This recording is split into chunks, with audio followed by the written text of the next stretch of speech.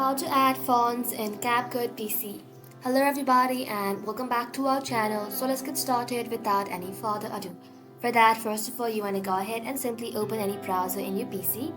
In the search bar, go ahead and simply search for thefont.com, and just like so inside this website, you'll be able to find a different kind of font. Choose the one that you prefer and then tap on download. Once the font has been downloaded, you want to go ahead and tap onto it, and just like so select the font that you would like to install in your PC. Just like so, once you are inside this interface, tap on install. Once it is installed, if you have opened the CapCut, you want to go ahead and close the CapCut and reopen it again. And once you reopen the CapCut again, tap on the text, drag the text in your timeline, and inside here you want to go ahead and tap on to fonts, and make sure you expand the system font right over here. And just like so, you'll then be able to find that very font inside system font. Well, that's simply how you can add fonts in CapCut in your PC.